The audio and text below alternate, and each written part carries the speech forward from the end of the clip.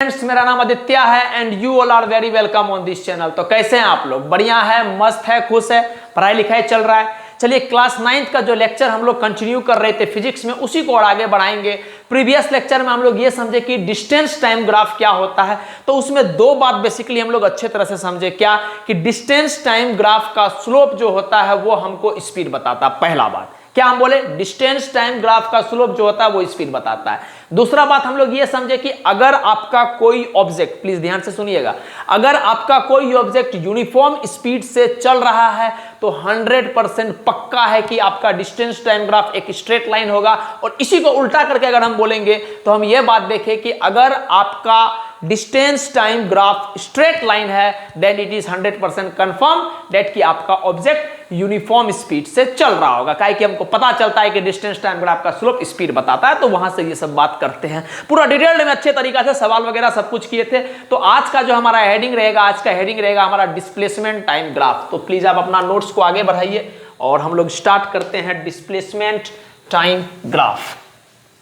चलिए, आप हेडिंग लगाइएगा displacement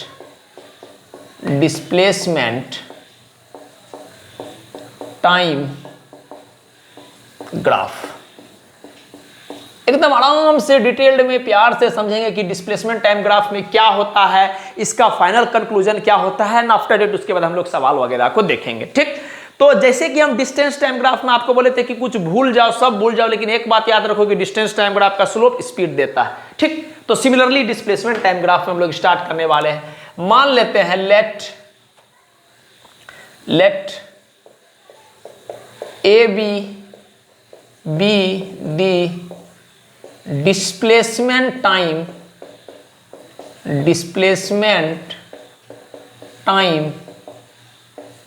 graph for an object moving with uniform velocity।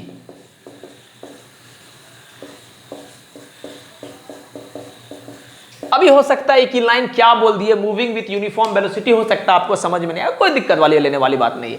आपको बस हम बोल रहे हैं कि मेरे पास एक ए बी है जो कि मेरा डिस्प्लेसमेंट टाइम ग्राफ है। तो बनाते हैं, जैसे मान लीजिए हम इस तरह से बनाए, ये हमारा एक्स एक्सिस, तो इधर की तरफ हम टाइम ले लिए। आपको पता है कि टाइम को हम लोग इंडिपेंडेंट क्वांटिटी भी बोलते थे, जब हम लोग स्टार्ट किए थे ग्राफ पढ़ना तब बताए थे ये बात।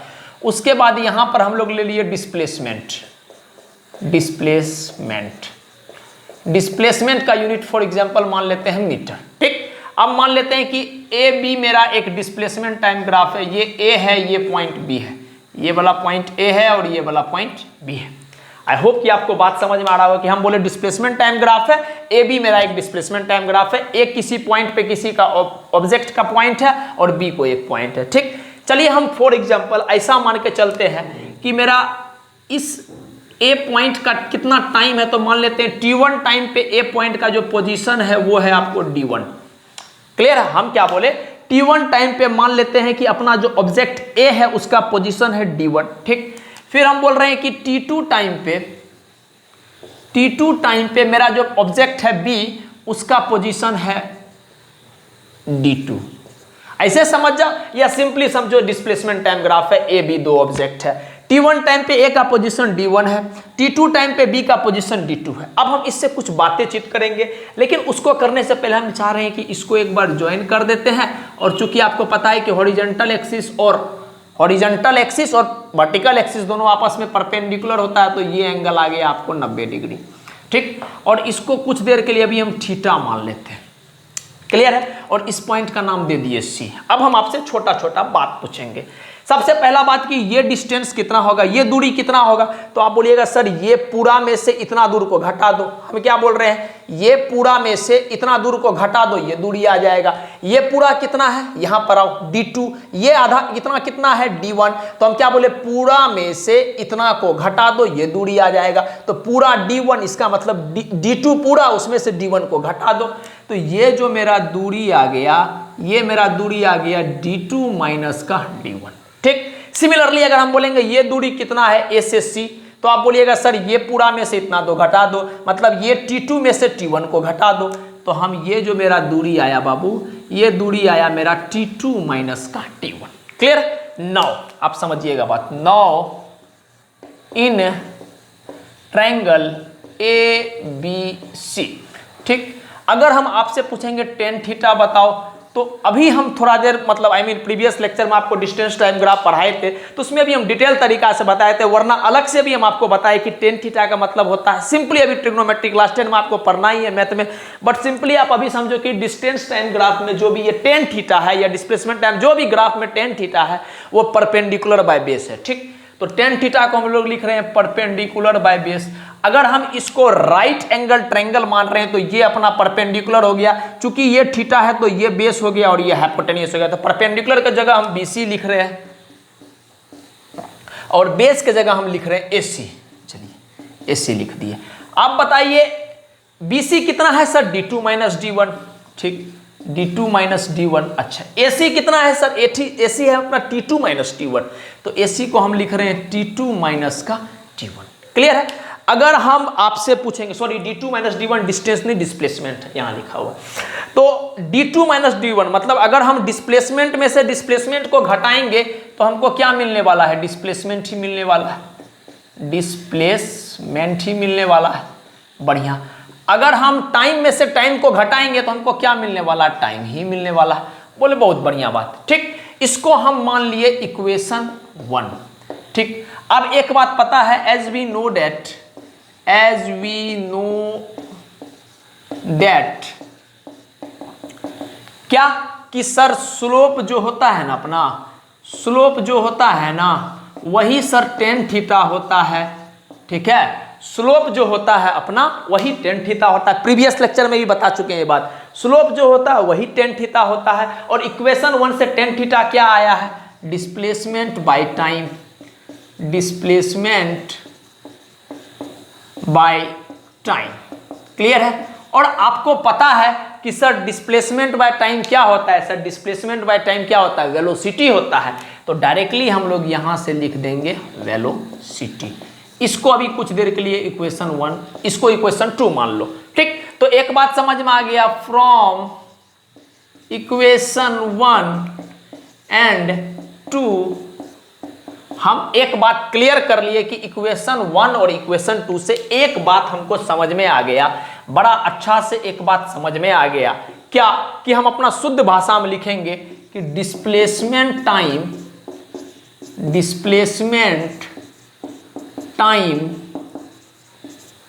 ग्राफ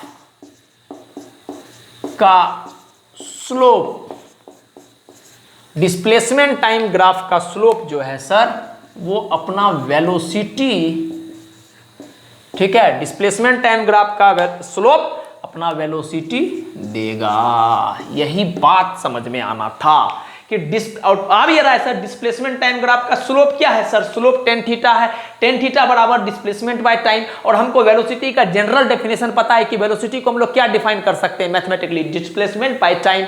तो हमको समझ में आ गया कि सर डिस्प्लेसमेंट टाइम ग्राफ का जो स्लोप होगा, हाथ को देखिएगा, डिस्प्लेसमेंट टाइम ग्राफ का जो स्लोप होगा वही मेरा क्या होगा? वेलोसिटी। तो आई होप कि आपको बात समझ में आ रहा होगा, तो वो क्या हो जाएगा? वेलोसिटी। तो ये बात 100% अब हमको समझ में आ गया कि सर डिस्प्लेसमेंट टाइम ग्राफ का जो स्लोप होगा वो वेलोसिटी होगा। अगर वैसे नहीं समझ में आया कोई बात नहीं, अब डिस्प्लेसमेंट का यूनिट देखो, आपको पता है कि डिस्प्लेसमेंट का यूनिट क्या होता है? मीटर। और टाइम का यूनिट क्या होता है? टाइम का यूनिट होता है सेकेंड।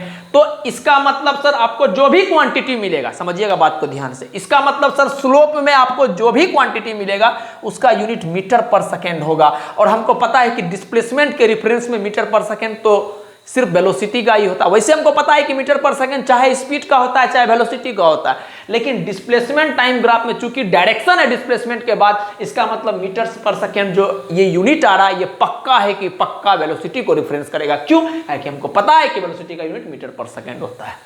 तो क्लियर हो गया। हम इतना बात आपको नहीं बोलेंगे, एक तरीका पता होना चाहिए कि कैसे कोई चीज आता है, लेकिन सारा बात भी अगर नहीं पता है तो एक बात जरूर पता होना चाहिए कि डिस्प्लेसमेंट टाइम ग्राफ का स्लोप जो है वो क्या देगा?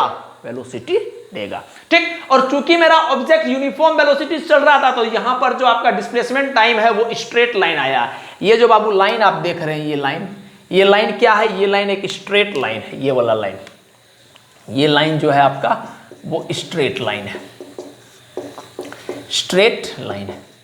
तो जैसे हम लोग डिस्टेंस टाइम ग्राफ का various types of distance time graph को पढ़े थे, समझे थे और उसका इंटरप्रिटेशन किए थे, मतलब इस डिस्प्लेसमेंट टाइप ग्राफ से हम क्या बात कर सकते हैं, ये हमको क्या बोलना चाह रहा है, उसी तरह से हम लोग डिस्प्लेसमेंट टाइम ग्राफ में भी various types of displacement time graph को देखेंगे। बट फिलहाल के लिए आप इसको नोट डाउन कर लीजिए प्लीज। तो अब जो है हम ये पढ़ेंगे कि हम लोग का रंग बिरंग का डिस्प्लेसमेंट टाइम ग्राफ कैसा होता है, कुछ कुछ पता होना चाहिए आपको मेरे समझ से। ठीक, और ये बात जरूरी है कि मैं आपको बता दूं कि ये एज ए सवाल ही है, लेकिन हम इसको थ्योरी में करा रहे हैं कि आपको चीज ज्यादा क्लियर रहे। आपके नोट्स में अगर थ्योरी पर्सपेक्टिव में वो चीज रहेगा तो हमको लगता है ज्यादा क्लियर रहेगा। ठीक, तो हम लोग क्या करेंगे, अलग अलग तरह का वेरियस डिस्प्लेसमेंट टाइम ग्राफ देखेंगे एंड देयर इंटरप्रिटेशन, और उससे हम क्या इंटरप्रेट कर रहे हैं, क्या समझ पा रहे हैं वो देखेंगे। ठीक, तो मैं यहां पर क्वेश्चंस के फॉर्म में यह चीज को लिख रहा हूं, आपका काम है कि आप इंटरप्रेट करना शुरू कर दो। तो पहला आपका डिस्प्लेसमेंट टाइम ग्राफ ये रहा, डिस्प्लेसमेंट शॉर्ट में लिख रहे हैं डिस्प्लेसमेंट, ठीक है, डिस्प्लेसमेंट, और ये आपका टाइम है। तो पहला ग्राफ आपका ये कुछ, ठीक, दूसरा ये ऊपर वाला आपका डिस्प्लेसमेंट हो गया, ये आपका डिस्प्लेसमेंट और ये आपका टाइम हो गया, और दूसरा वाला ग्राफ कुछ इस तरह का है, स्ट्रेट लाइन है सब बाबू। ठीक, तीसरा है आपका डिस्प्लेसमेंट टाइम, ये आपका हो गया डिस्प्लेसमेंट और ये वाला आपका हो गया टाइम, और ये जो है कुछ इस तरह से। चलिए ठीक है, हम लोग आराम से डिटेल में सब बात समझेंगे एकदम प्यार से, सबका अपना पॉइंट लिखेंगे, क्या समझ पा रहे हैं, क्या लिख पा रहे हैं। ठीक, तो स्टार्ट करते हैं सबसे पहला से। ठीक, आप तो होप्सो उम्मीद करते हैं कि आप पॉज करके चीज को अटेम्प्ट करेंगे, एक बार ट्राई करेंगे तभी ज्यादा चीज समझ में आएगा, बट मैं स्टार्ट कर रहा हूं इसको बनाना। ठीक, तो सबसे पहले हम बोल रहे हैं कि कौन सा ग्राफ है, डिस्प्लेसमेंट टाइम ग्राफ। एक बात तो पता है हमको डिस्प्लेसमेंट टाइम ग्राफ के बारे में कि डिस्प्लेसमेंट टाइम ग्राफ का स्लोप जो होता है वेलोसिटी देता है। चलिए आगे बढ़ते हैं। हम बोले कि हमको बस इतना तुम बता दो, हमको बस तुम इतना बता दो कि किसी भी समय में 1 2 3 समय ले लिए हम, मान लिए T1 टाइम, ये मान लिए T2 टाइम, ये मान लिए T3 टाइम, ये T4 टाइम। हम बस आपको समझाने के लिए ये सब इंटरप्रिटेशन कर रहे हैं, वरना सिंपल सा ये ग्राफ है। ठीक है, आपको जो पेपर में रहेगा डायरेक्ट इस तरह से ग्राफ बना रहेगा, आपको बोलेगा बताओ क्या बोल रहा है, क्या होगा क्या नहीं होगा। अच्छा, मान लेते हैं ये वाला डिस्प्लेसमेंट डी है, तो अगर हम आपसे पूछेंगे, प्लीज मेरा बात को थोड़ा सा ध्यान दीजिएगा, हम क्या बोलना चाह रहे हैं। अगर हम आपसे पूछेंगे T1 टाइम में कितना डिस्प्लेसमेंट, तो आप बोलिएगा सर 1 मिनट बताते हैं, डी डिस्प्लेसमेंट।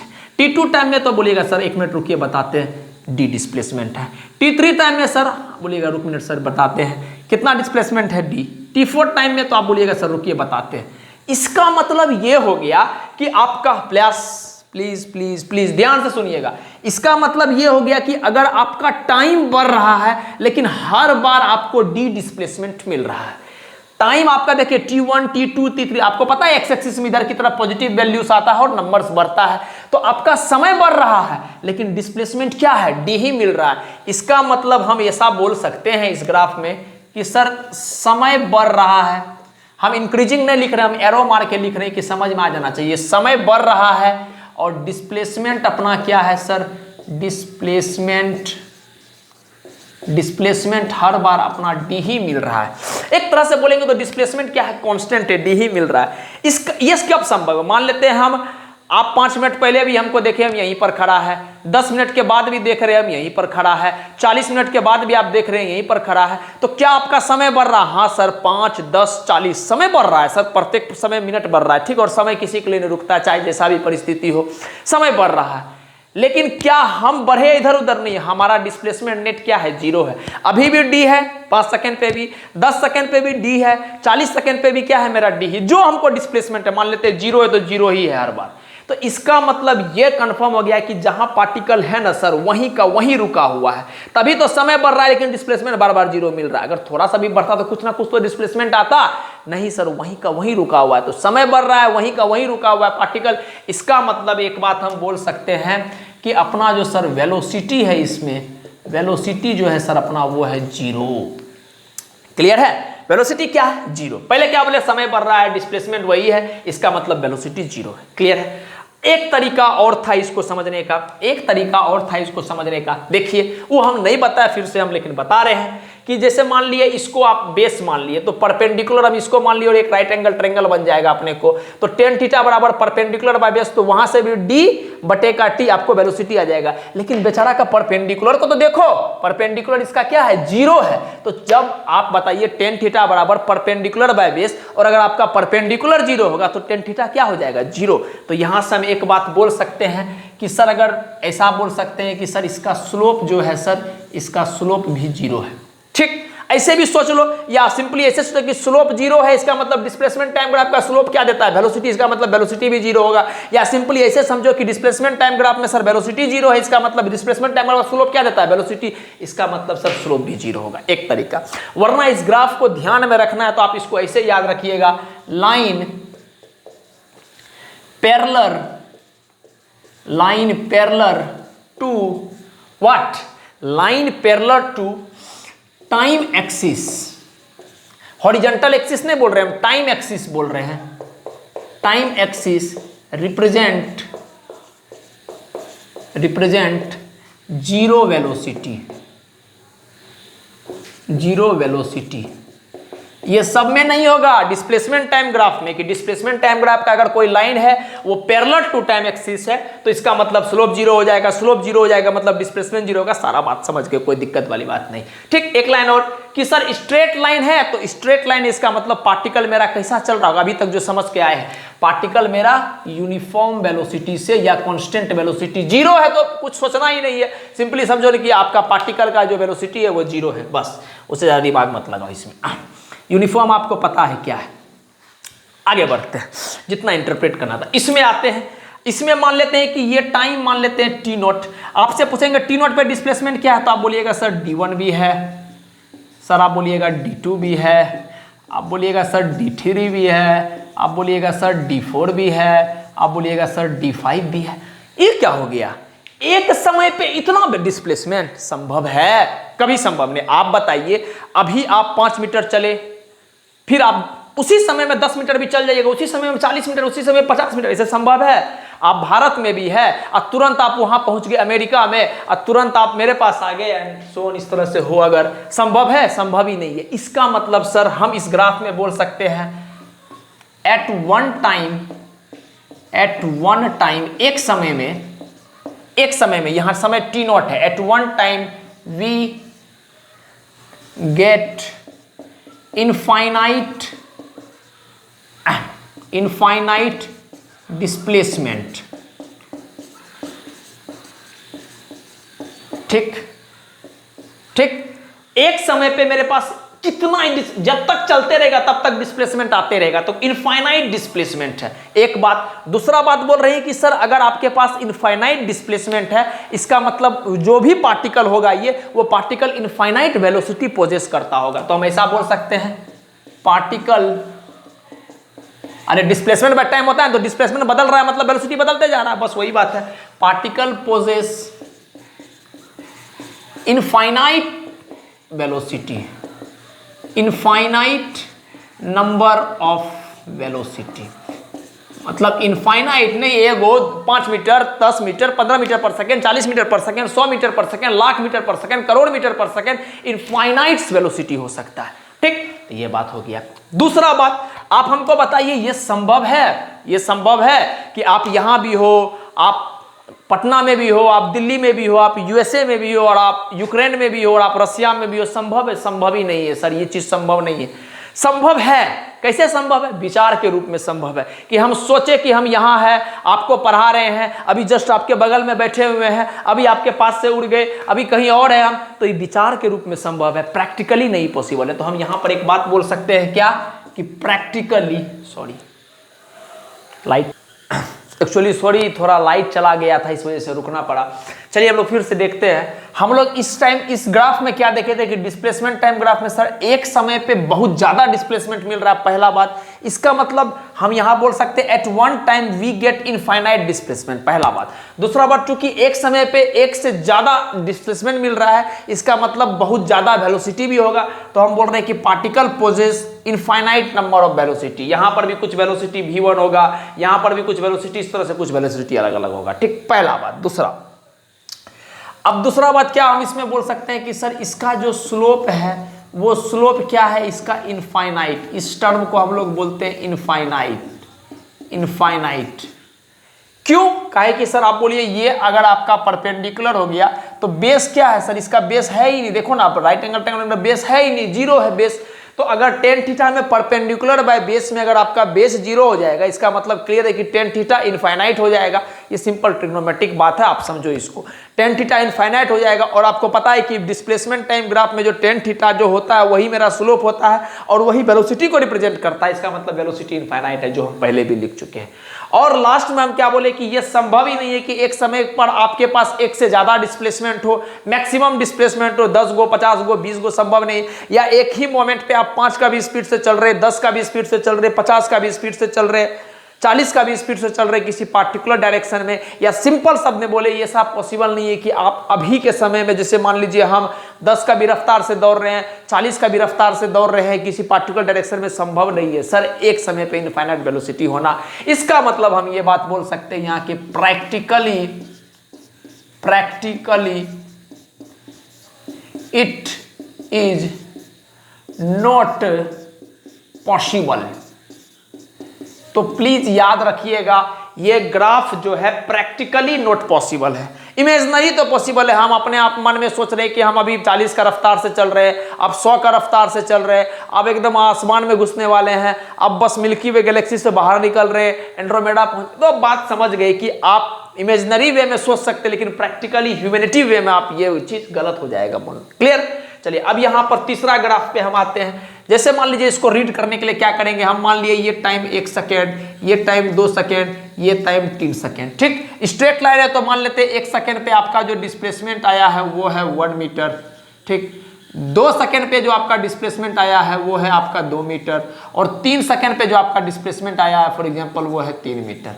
तो अगर हम आपसे ये बात पूछे यहाँ पर टेन थीटा 1, तो आप बोलिएगा टेन थीटा 1, थोड़ा सा ध्यान देखना, छोटा होगा लेकिन समझना बात। टेन थीटा 1 इज टू क्या, परपेंडिकुलर बाय बेस। परपेंडिकुलर क्या है 1, बेस क्या है 1, इसका मतलब टेन थीटा क्या हो गया 1, और टेन थीटा 1 होता है थीटा बराबर 45 डिग्री पे। ये बात आपको पता नहीं है तो हम बता दी। फिर यहां पर अगर टेन थीटा देखेंगे इसके लिए तो आप बोलिएगा perpendicular by base. Perpendicular 2, base 2, मतलब 2/2 1। फिर से टेन थीटा कितना आ गया 1, इसका मतलब थीटा 45 डिग्री।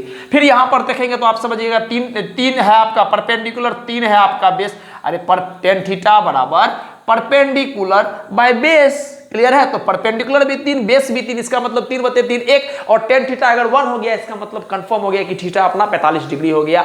और इसका मतलब ये बात 100% क्योर हो गया कि जो आपका ऑब्जेक्ट का ये जो ग्राफ बनेगा डिस्प्लेसमेंट टाइम ग्राफ, इस केस में वो बीचों बीच निकल जाएगा। मतलब अगर हम बोले तो ये भी थीटा बराबर 45 डिग्री होगा और ये एंगल भी अपना 45 डिग्री होगा।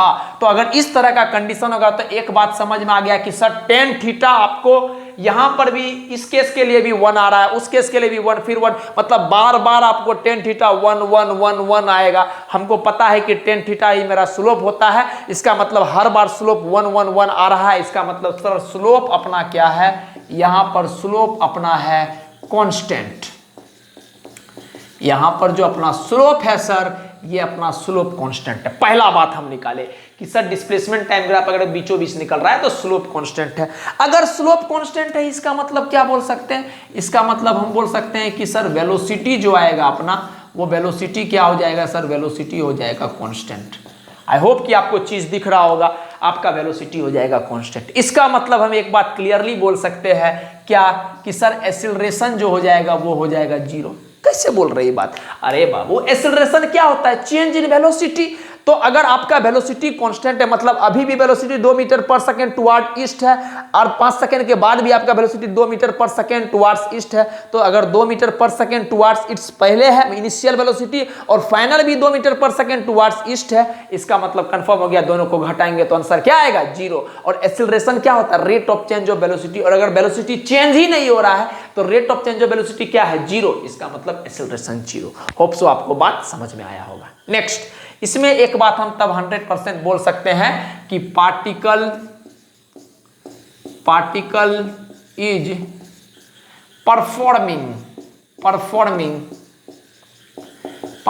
इज परफॉर्मिंग यूनिफॉर्म मोशन या particle is moving with uniform velocity. Clear है, कांस्टेंट है इस वजह से। तो आई होप कि आपको बात समझ में आ गया होगा। इसमें हम क्या बोले कि समय बढ़ रहा है लेकिन डिस्टेंस वही है, इसका मतलब पार्टिकल रेस्ट में है और फिर कहानी चला। इसमें क्या बोले, एक समय पर आपके पास एक से ज्यादा डिस्प्लेसमेंट आ गया जो कि संभव ही नहीं है। ठीक, कभी कभी स्लिप से हम डिस्प्लेसमेंट की जगह डिस्टेंस बोल देते हैं तो थोड़ा सा को रिलेशन सेम टाइप का रहता है, इसलिए हो जाता है। तो हम क्या बोले कि एक समय पर आपके पास एक से ज्यादा डिस्प्लेसमेंट है, इसका मतलब एक समय में पार्टिकल आपका इनफाइनाइट वेलोसिटी प्रोसेस कर रहा है। इस ग्राफ से हम बोले जो कि प्रैक्टिकली इम्पॉसिबल है, नॉट पॉसिबल, ये प्रैक्टिकली नॉट पॉसिबल है। और तीसरा बात हम बोले कि स्लोप लाइन बीचों बीच निकला, इसका मतलब स्लोप कांस्टेंट है, और स्लोप कांस्टेंट है इसका मतलब वेलोसिटी कांस्टेंट है। अगर वेलोसिटी कांस्टेंट होगा तो rate of change of velocity 0 हो जाएगा, इसका मतलब एक्सीलरेशन 0 हो जाएगा। तो हम बोल देंगे कि पार्टिकल अपना यूनिफॉर्म मोशन परफॉर्म कर रहा है। आई होप कि आपको चीज समझ में आया होगा। तो 3 ग्राफ को हम लोग एकदम डिटेल तरीका से इससे इंटरप्रेट, ये सब जो चीज हम निकाल पा रहे हैं इसी को बोलते हैं इंटरप्रिटेशन। हम क्या उससे सीख पा रहे हैं, डेट इज इंटरप्रिटेशन। क्लियर है, तो आप प्लीज इसको नोट डाउन कर लीजिएगा। ठीक है, तो हम लोग 3 ग्राफ कंप्लीट कर चुके हैं और चौथा ग्राफ की ओर आ रहे हैं। चौथा ग्राफ जो आपका है वो इस तरह का कुछ डिस्प्लेसमेंट टाइम ग्राफ है। ये आपका हो गया डिस्प्लेसमेंट, ये आपका डिस्प्लेसमेंट हो गया और ये आपका टाइम हो गया। नेक्स्ट, पांचवा जो ग्राफ है, थोड़ा सा हम स्पेस ज्यादा ले रहे हैं इस ग्राफ के लिए, क्या कि इसको समझाना थोड़ा ज्यादा जरूरी है। डिस्प्लेसमेंट और ये आपका टाइम हो गया। ठीक, तो एक ग्राफ तो आपका ऐसे है, दूसरा ग्राफ आपका कुछ इस तरह से। अब इसमें कुछ स्पेशल बात है, समझते हैं आराम से डिटेल्ड में। अगर हम आपसे पूछे कि डिस्प्लेसमेंट टाइम ग्राफ का स्लोप क्या देता है, तो आप बेहिजक बोल दीजिएगा बिना कुछ सोच के कि सर अभी तो आप पढ़ाएं कि डिस्प्लेसमेंट टाइम ग्राफ का जो स्लोप होता है वो वेलोसिटी देता है। बोले बहुत बढ़िया बात है। अब जब तक स्लोप हम लोग निकाल रहे थे, ठीक, जब तक स्लोप हम लोग निकाल रहे थे तब तक हम लोग टेन थीटा इजली देखते थे परपेंडिकुलर बाय बेस। लेकिन यहां चूंकि कर्व है अपना लाइन, तो थोड़ा सा मुश्किल होगा हमको टेन थीटा देखना, लेकिन हम लोग अपना तरीका से चीज को कर लेंगे। आपको जब हम मोशन पढ़ा रहे थे तो मोशन में एक बात हम आपको बोले थे लेक्चर के दौरान में कि अगर आपको कर्व लाइन पे स्लोप निकालना है तो उस पॉइंट पे बस, मतलब सर्कुलर टाइप का अगर कोई फिगर होगा, कर्व टाइप का फिगर होगा, स्ट्रेट लाइन नहीं होगा, तो उस पॉइंट पे बस आप टेंजेंट ड्रॉ करो, आपको स्लोप दिख जाएगा, वही स्लोप बता देगा। तो अगर हम मान लीजिए इस पॉइंट पे स्लोप देखना चाहेंगे तो आप बोलिएगा सर इस पॉइंट पे स्लोप कुछ इस तरह का होगा, इस पॉइंट पे स्लोप कुछ इस तरह का होगा, इस पॉइंट पे स्लोप कुछ इस तरह का होगा, इस पॉइंट पे स्लोप। ये क्या है सर, इस पार्टिकल, हम सिंपली आपको यही बोल रहे हैं कि अगर जिस पॉइंट पे स्लोप चाहिए उस पॉइंट पे टेंजेंट ड्रॉ कर दो, कर्व लाइन के लिए कर दिए। ठीक, अच्छा, सिमिलरली अगर हम इस पॉइंट पे बात करेंगे आपसे, इस पॉइंट पे, तो बस वही बात है सर, टेंजेंट ड्रॉ करो, ड्रॉ किए, टेंजेंट ड्रॉ किए, करो, ड्रॉ किए, टेंजेंट ड्रॉ करो, ड्रॉ किए, टेंजेंट ड्रॉ करो, ड्रॉ किए। ठीक, चलिए अब देखिएगा ध्यान से, अगर हम टाइम के साथ देखेंगे तो आप देख रहे हैं स्लोप जो है अपना बढ़ रहा है, मेरा हाथ को देखते रहना, स्लोप जो अपना बढ़ रहा है। ठीक, अच्छा, अगर यहां देखेंगे तो स्लोप अपना घट रहा है। ठीक है, स्लोप यहां पर बढ़ रहा है, ऐसे जैसे देखो खाली टेंजेंट कैसे जा रहा है, स्लोप बढ़ रहा है इस तरह से, देखो ना, डिस्प्लेसमेंट बढ़ रहा है इस तरह से टाइम के साथ। यहां पर क्या है, स्लोप घट रहा है। तो यहां से एक बात हम बोल सकते हैं कि सर अपना जो यहाँ स्लोप है वो स्लोप मेरा क्या है सर, घट रहा है। और हमको पता है कि सर डिस्प्लेसमेंट टाइम ग्राफ का स्लोप क्या देता है, वेलोसिटी। तो यहां से हम एक बात क्लियर कट बोल सकते हैं कि सर अपना वेलोसिटी जो है वो घट रहा है। चलिए, सिमिलरली यहां पर हम क्या बोल सकते हैं, सॉरी घट नहीं रहा है, बढ़ रहा है, देखिए उल्टा लिख दिया, सॉरी, ये आपका स्लोप बढ़ रहा है वेलोसिटी बढ़ रहा है। ठीक, चलिए आगे, स्लोप घट रहा है, तो यहां हम लिख सकते हैं कि सर अपना जो स्लोप है वो घट रहा है, और हमको पता है कि डिस्प्लेसमेंट टाइम ग्राफ का स्लोप वेलोसिटी बताता है, इसका मतलब सर वेलोसिटी भी अपना घट रहा है। आई होप आपको बात समझ में आ रहा होगा, क्लियर है। हम इंक्रीजिंग डिक्रीजिंग आपको मन है लिखना है लिख लीजिए, हम एरो मार के लिख रहे हैं, ठीक, तो स्पेस कम लेता है। नेक्स्ट पॉइंट इसमें क्या लिख सकते हैं, अगर आप बताइए वेलोसिटी आपका घट रहा है तो एक्सीलरेशन क्या होता है, सिंपल समझना, एक्सीलरेशन क्या होता है, चेंज इन वेलोसिटी मतलब v फाइनल माइनस का v इनिशियल बटे का टाइम। ठीक, अगर आपका वेलोसिटी घट रहा है इसका मतलब पक्का है कि सर v फाइनल जो है कम है और v इनिशियल, थोड़ा सा समझिएगा बात, एक्सीलरेशन क्या होता है, change in velocity final minus initial बटे का टाइम। अगर आपका वेलोसिटी घट रहा है इसका मतलब पक्का है कि जो फाइनल वेलोसिटी है वो क्या है, आपका फाइनल वेलोसिटी क्या है, बोलो ना बाबू प्लीज, आपका final velocity sir initial velocity से कम है।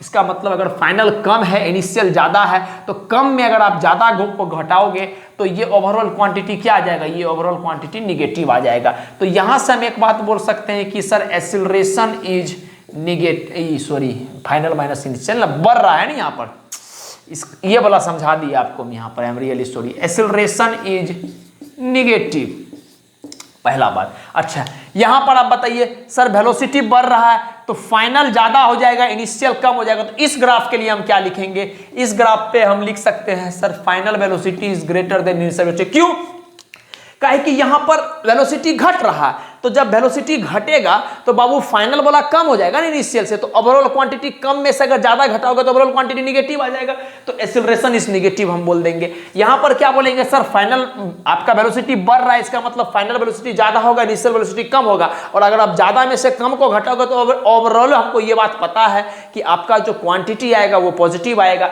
इसका मतलब यहां पर हम बोल सकते हैं कि एक्सीलरेशन इज पॉजिटिव या फिर ग्रेटर देन जीरो, या आप सिंपली यहां निगेटिव ना लिख के आप ऐसे लिखो acceleration is less than zero, इतना सा बात था। ठीक, चलिए हम आगे बढ़ते हैं। यहां तक हम उम्मीद करते हैं कि आपको चीज समझ में आ गया होगा। पहले समझे स्लोप बढ़ रहा है वेलोसिटी बढ़ेगा, स्लोप घट रहा है, हाथ को देखो, स्लोप घट रहा है वेलोसिटी घटेगा, और अगर वेलोसिटी बढ़ेगा मतलब फाइनल ज्यादा होगा इनिशियल कम होगा तो एक्सीलरेशन क्या हो जाएगा, पॉजिटिव। अगर वेलोसिटी घटेगा फाइनल कम हो जाएगा इनिशियल ज्यादा हो जाएगा तो फाइनल माइनस इनिशियल क्या हो जाएगा, आंसर निगेटिव, इसका मतलब एक्सीलरेशन निगेटिव। ठीक, एक बात और जो आपको समझना है इस ग्राफ में, क्या कि सर अगर आपका एक्सीलरेशन पॉजिटिव होगा तो हम इसको एक्सीलरेटिंग मोशन भी बोल सकते हैं। पार्टिकल जो है अपना वो एक्सीलरेट कर रहा है या एक्सीलरेटिंग मोशन परफॉर्म कर रहा है। ठीक, और आपको पता है कि सर अगर एक्सीलरेशन निगेटिव होगा तो दो टर्म हम आपको सिखाए हैं, निगेटिव एक्सीलरेशन को हम लोग रिटार्डेशन या रिटार्डिंग मोशन भी बोल सकते हैं, या हम लोग डिसेलरेशन या डिसेलरेटिंग मोशन भी बोल सकते हैं।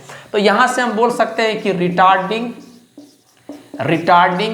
या फिर डिसिलरेटिंग मोशन। आई होप बात समझ में आ गया होगा। ठीक, अब एक बात जो हम आपके लिए लिखना चाह रहे हैं, थोड़ा सा आपको हो सकता है कम डाइजेस्ट करेगा, लेकिन थोड़ा देर के लिए आपको करना पड़ेगा। जब हम इक्वेशंस ऑफ मोशन डिटेल्ड में पढ़ेंगे तो फिर से हम इस ग्राफ को टच करेंगे और वहां पर आपको प्रैक्टिकली पूरा अच्छा से डिटेल में समझ आ जाएगा।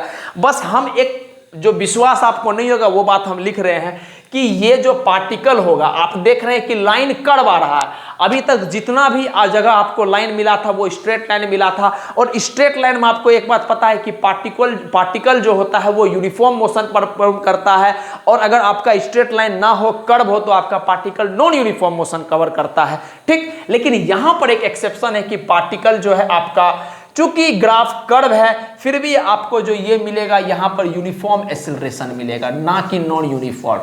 यहाँ पर क्या मिलेगा, यूनिफॉर्म एक्सीलरेशन।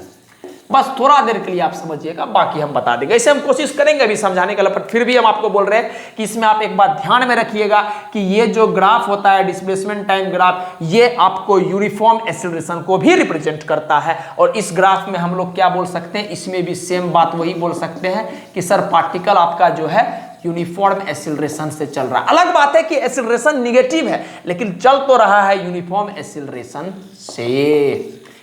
नेक्स्ट, अच्छा, और एक बात कि सर ये आया कब, ये आया कहां से, तो ये आता है कि इक्वेशन से s बराबर ut plus half at square. Clear है, ये आता है s बराबर ut plus half at square equation. एक बात, ठीक। अब हम इसमें अगर मान लेते हैं कि अगर हम मान लें कि अपना इनिशियल वेलोसिटी 0 हो गया तो s is directly proportional to क्या हो जाएगा, हाफ at स्क्वायर, ठीक। क्लियर है? तो हम इसको सर्कल आउट कर दिए कि ये इक्वेशन, अभी हम कुछ नहीं डिटेल में समझा रहे कि कहां से ये सब क्या हुआ, क्या लिख दिए नहीं लिख दिए, अब बस लिख लो नोट्स में। जब हम लोग ये चैप्टर को समाप्त करेंगे, इक्वेशंस ऑफ मोशन पे पहुंचेंगे तो सब कुछ दिल में उतर जाएगा आपका, ये गारंटी है। नेक्स्ट ये कहां से आता है, ये आता है s बराबर ut माइनस का हाफ at स्क्वायर, ठीक। अब आपके दिमाग में एक बात आएगा, सर s बराबर ut plus half at square, second equation of motion हम जानते हैं, ये माइनस क्या है? माइनस का सिंपल सा मतलब है कि एक्सीलरेशन निगेटिव है, और कोई मतलब नहीं है। इक्वेशन यही है आपका। जैसे मान लीजिए अगर हम ऊपर की तरफ पॉजिटिव डायरेक्शन ले लिए तो अगर आपका बॉडी का एक्सीलरेशन ऊपर की तरफ है तो आपका एक्सीलरेशन पॉजिटिव हो जाएगा। समझने की कोशिश कीजिएगा। अगर हम ऊपर की तरफ पॉजिटिव डायरेक्शन में बॉल को फेंके हैं, डायरेक्शन तो मानना पड़ेगा, तो ऊपर पॉजिटिव नीचे निगेटिव माने हैं, तो अगर आपका बॉल ऊपर की तरफ जा रहा है तो उसका एक्सीलरेशन पॉजिटिव, अगर आपका बॉल नीचे की तरफ आ रहा है तो उसका एक्सीलरेशन निगेटिव। इसलिए हम बोल रहे हैं कि इक्वेशंस ऑफ मोशन जब पढ़ेंगे तो उसमें यह बात डिटेल में समझ में आ जाएगा कि क्या लिख रहे हैं, ठीक। तो अगर हम यहां पर एक बात बोले कि अगर अपना इनिशियल वेलोसिटी 0 हो जाएगा तो अपना s जो हो जाएगा वो डायरेक्टली प्रोपोर्शनल टू क्या हो जाएगा, माइनस का हाफ at स्क्वायर। अगर माइनस का हाफ at स्क्वायर आ गया तो यहां से एक बात क्लियर हो गया कि सर डिस्प्लेसमेंट और टाइम के बीच में क्या रिलेशन है, डिस्प्लेसमेंट पे पावर 1 और टाइम पे पावर 2, इसका मतलब ग्राफ कर्व आने वाला है। डिस्प्लेसमेंट पे पावर 1 देखो और टाइम पे पावर 2 तो ग्राफ कर्व आने वाला है। बस ये बात याद रखिएगा, जब एक्सीलरेशन पॉजिटिव होगा तो ग्राफ ऐसे आएगा, जब एक्सीलरेशन निगेटिव होगा तो ग्राफ ऐसे आएगा। ये बात क्लियर हो गया। आई होप कि आपको 100% ये बात समझ में आ रहा होगा, ठीक। हो सकता है ये 2 पॉइंट थोड़ा कम क्लियर हो, लेकिन अगर आप बार बार चीज को देखिएगा तो आपको समझ में आ जाएगा। बाकी हम इक्वेशंस ऑफ मोशन में जाएंगे तो इसको फिर से टच करेंगे और फिर से इस दोनों ग्राफ को वहां भी बताएंगे, ठीक। अच्छा, अब एक लास्ट बात बस हम अपने तरफ से ये बात ऐड करना चाहते हैं कि इस तरह का ग्राफ का एक नाम होता है, उसको बोलते हैं हम लोग पैराबोला। कौन बोला? तो पैराबोला, माउथ ओपनिंग अपवर्ड्स। बहुत ज्यादा गर्मी है। पैराबोला माउथ ओपनिंग अपवर्ड्स, और इसका एक नाम हम बोलते हैं parabola mouth opening downwards. Clear है? मतलब क्या हम बोल रहे हैं समझिएगा। मान लेते हैं यहां से ग्राफ शुरू किया, मेरा इस फिंगर को देखिए, ग्राफ यहां शुरू किए तो पैराबोला कैसा है देखिए, इस फिगर जो कर्व आता है इसको पैराबोला बोलते हैं। पहला नाम देखो, पैराबोला का मुंह कैसे खुल रहा है, ऊपर की तरफ खुल रहा है, देखो ना मुंह ऊपर की तरफ खुल रहा है, तो इसलिए बोलते हैं पैराबोला माउथ ओपनिंग अपवर्ड्स, ठीक। इसका मुंह देखो गया गया गया गया गया गया गया गया गया गया गया नीचे की तरफ, इसका मुंह ऊपर की तरफ तो पैराबोला माउथ ओपनिंग अपवर्ड्स, इसका मुंह नीचे की तरफ, इसका मतलब पैराबोला माउथ ओपनिंग डाउनवर्ड्स। इतना भी इंफॉर्मेशन आपको इस ग्राफ में पता होना चाहिए। अगर ये 2 पॉइंट नहीं समझ में आया तो कम से कम प्लीज आप इतना तो याद रखिएगा कि ये जो होता है नॉन यूनिफॉर्म को नहीं रिप्रेजेंट करता है, ये यूनिफॉर्म एक्सीलरेशन को रिप्रेजेंट करता है, जबकि ये एक्सेप्शन केस आप ऐसे ही समझो। आज तक केमिस्ट्री में देखे होंगे, आज फिजिक्स में भी आप समझो, इस बात को याद रखना जरूरी है बस, क्योंकि ये सवाल आता है और वहां गलती होता है। ये जो है आपका ये displacement time graph uniform acceleration को रिप्रेजेंट करता है और ये displacement time graph non uniform acceleration को रिप्रेजेंट करता है। कि हमको पता है इक्वेशंस ऑफ मोशन 3 गो होता है, जिसकी दूसरा होता है s बराबर ut plus half at square. तो ये जो इक्वेशंस ऑफ मोशन होता है उसके पीछे का कंडीशन ही होता है कि आपका ऑब्जेक्ट यूनिफॉर्म एक्सीलरेशन से चल रहा होगा, तभी सब कंडीशन लगता है। इस वजह से हम ये बात बोल रहे हैं। तो आई होप चीज आपको समझ में आएगा, तो प्लीज आप नोट डाउन जरूर कर लीजिए। तो अब हम आगे बढ़ते हैं। हमारा 6ठा, 7वां और 8वां ग्राफ है। 5 ग्राफ अभी तक हम लोग कर चुके हैं। हो सकता है थोड़ा थोड़ा यहाँ कालापन आपको दिख रहा होगा, कारण है कि नया बोर्ड है तो इस वजह से थोड़ा सा परेशानी आ रहा है। 1-2 दिन में ठीक हो जाएगा, वो अपने आप नेचुरल हो जाता है। फिर देखिए हमको समझना है ग्राफ को। तो अब मेरा है डिस्प्लेसमेंट टाइम ग्राफ कुछ इस तरह से है। ये डिस्प्लेसमेंट टाइम ग्राफ एक बार ओ से ए, ए से बी, बी से सी, सी से डी और डी से ई है। और डिस्प्लेसमेंट टाइम ग्राफ कुछ इस तरह से, ठीक। समझते हैं, सारा बात को इंटरप्रेट करते हैं। सबसे पहले अगर हम यहां पर बात करेंगे तो आप बोलिएगा सर वही चीज सिखाएं आप, एक बार टाइम ले लो, T1 T2 T3 टाइम ले लिए। अगर हम आपसे ध्यान दीजिएगा, अगर हम T1 पे आपसे डिस्प्लेसमेंट पूछेगा तो आप बोलिएगा सर रुकिए टच कराते हैं, ये आ गया D1 डिस्प्लेसमेंट। T2 में पूछेंगे तो आप बोलिएगा सर रुकिए सर टच कराते हैं, ये आ गया D2 डिस्प्लेसमेंट।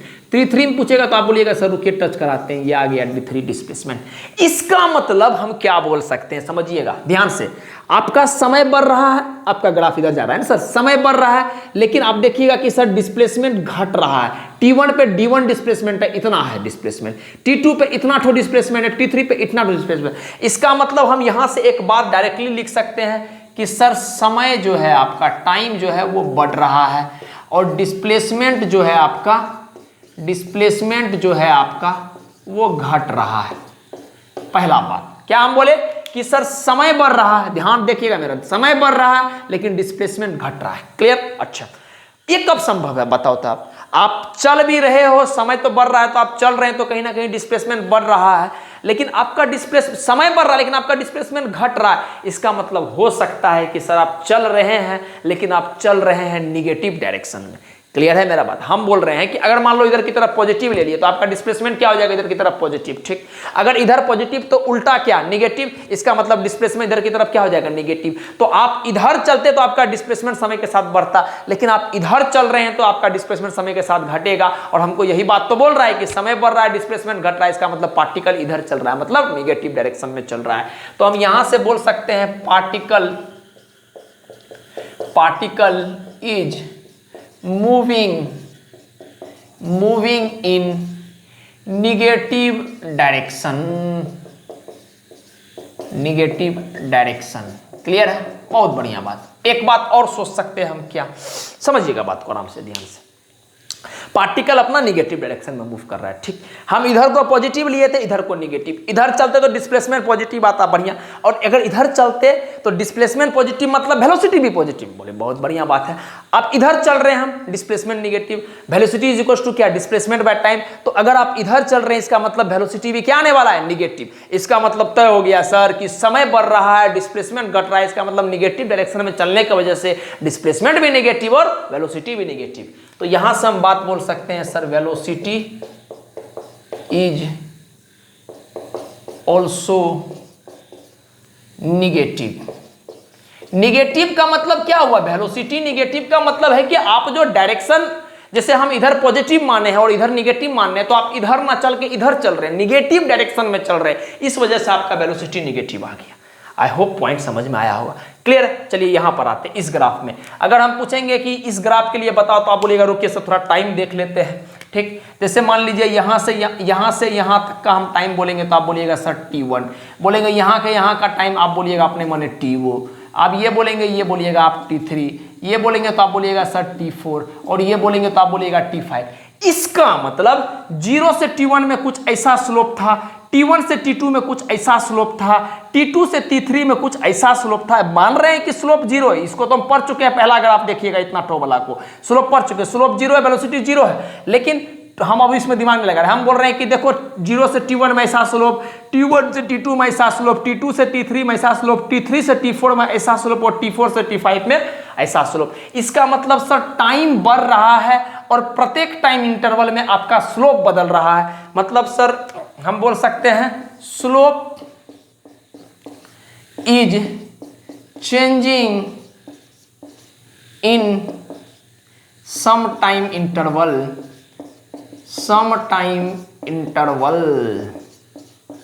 ठीक।